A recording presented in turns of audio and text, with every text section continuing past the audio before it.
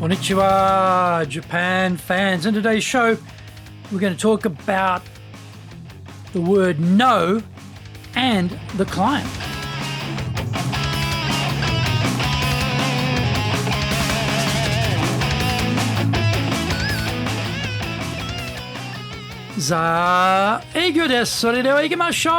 So let's get going.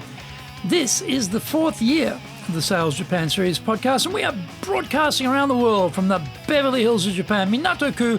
It is chic central. I'm your host, Dr. Greg Story, your corporate coaching and training guide committed to your success, the president of Dale Carnegie Training Japan, the best-selling author, Japan Sales Mastery and Japan Business Mastery, and my new book, Japan Presentations Mastery, will be released shortly. In this podcast, I want to help you to survive COVID-19. Don't forget to subscribe and share this podcast with your family, friends, and colleagues. We are not being sponsored by Libsyn, but we value your privacy, which is why we have our podcast hosted by Libsyn, who, unlike many other podcast hosts, have a strict policy that does not allow access to your private information by anyone. Here is our daily podcast lineup on iTunes. Mondays, the Cutting Edge Japan Business Show. Tuesdays, the Presentation Japan Series. Every second Tuesday, the Business Tatsujin no Oshie Show. Wednesdays, the Sales Japan Series. Thursdays, the Leadership Japan Series. And every second Thursday, the Business Pro Podcast Show. Fridays, the Japan Business Mastery Show. And Saturdays, Japan's top business interviews. Now, this is episode number 250. We are at the 250 episode mark. Woo! Okay. Now, today we are talking about don't say no for the client.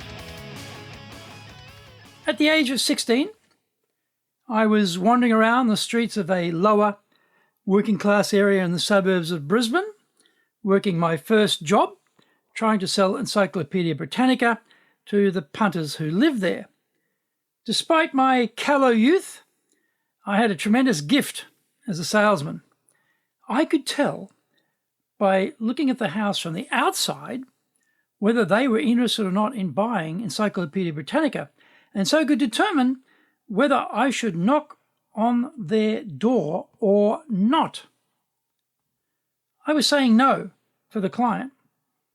Obviously, I had no clue what I was doing.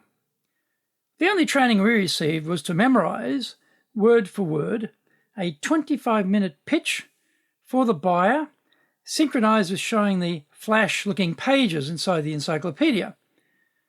I'm sure, though, there are many much older and wiser salespeople out there still making that fundamental error I was making. Eventually, I discovered I didn't have any X-ray vision gift. I was just an idiot. There'll be plenty of opportunity for the buyer to say no, so we shouldn't be joining in to support them on that quest. Even before the call, we will have anticipated some potential pushback, and we are fully armed and ready to go when it emerges. I was reminded of this X-ray vision into the buyer problem recently. The top salesperson of an organization I know said no for the buyer. He was an intermediary for me with the client and didn't like one of the conditions of the sale I was proposing. This was an important source of his commissions for him, and they had been a big buyer over a number of years. He had them wrapped up in cotton wool and was extremely nervous about maintaining the relationship. I've learnt the hard way, and so I don't believe in saying no for the buyer, so I pushed it. I rejected his rejection and told him to put my request to the buyer, to the client. We got into an elongated email wrangle over this, but not only am I dim most of the time, I'm also supremely stubborn, especially when it comes to sales. Stubborn and dim is a lethal combination. He didn't like it at all, but he held his nose and put my proposition to the client. Guess what? They went for it. As we say in Japan, even the monkeys fall from the trees, and even Mr. Number One sales guy can get it wrong. I refrained from mentioning that Japanese proverb, of course, or being a smarty pants, and just thanked him for his cooperation. Find out more when we come back from the break.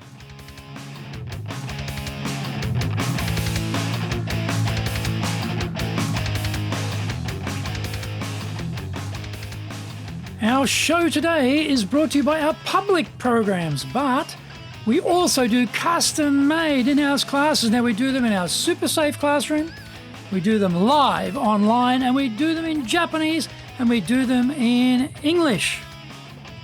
Today's show is brought to you by, on the 24th of August, our Innovation Leadership.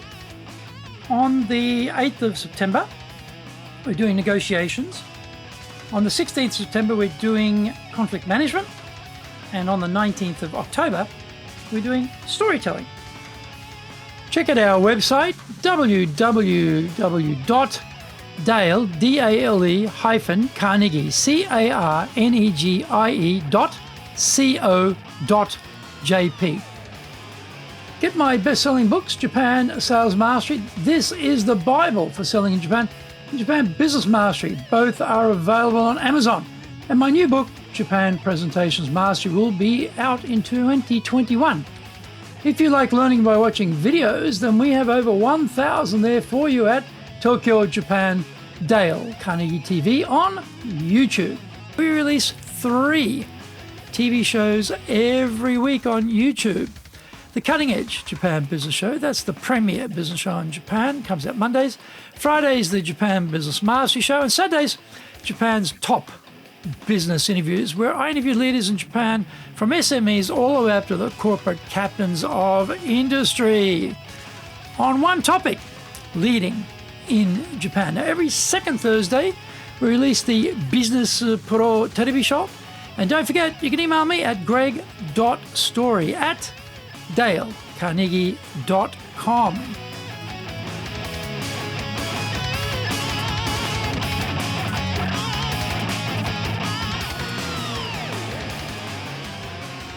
Welcome back.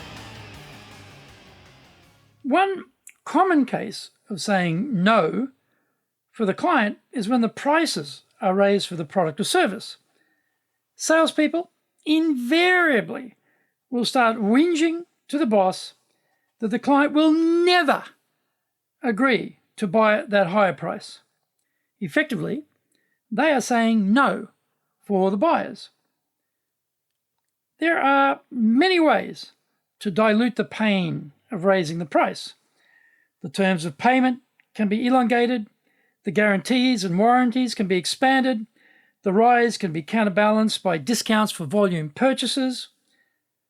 The proposition can be ramped up on the value equation scale.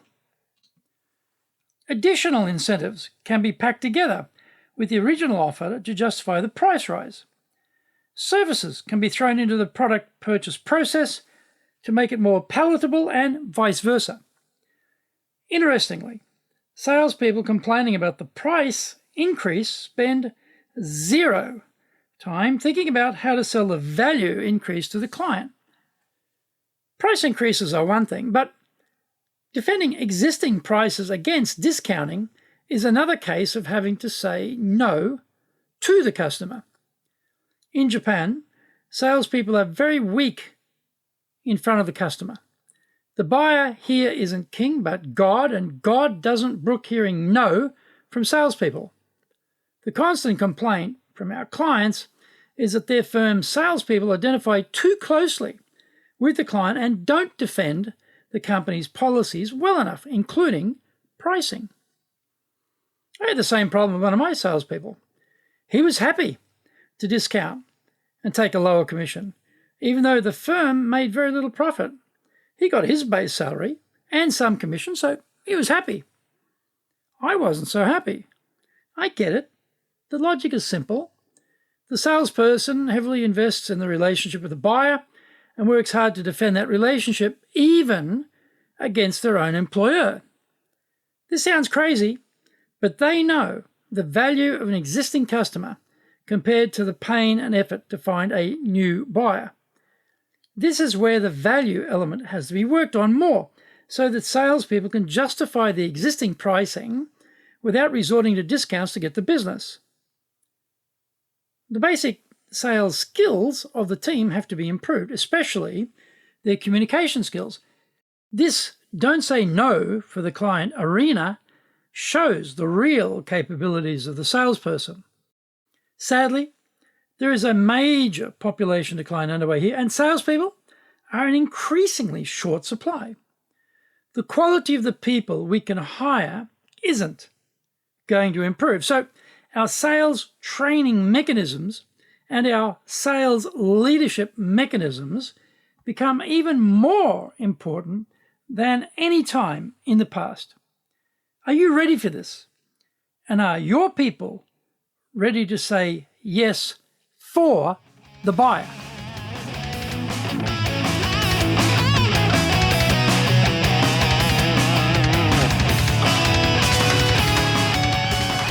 Thank you for joining the Sales Japan series. If you found the program useful, please work on your karma and share it with your family, friends, and colleagues. Don't forget to subscribe and share this podcast. Immediately apply what you've learned today. Use it and go out there and survive. Remember, I'm your corporate coaching and training guy in your corner, committed to your success here in Nippon.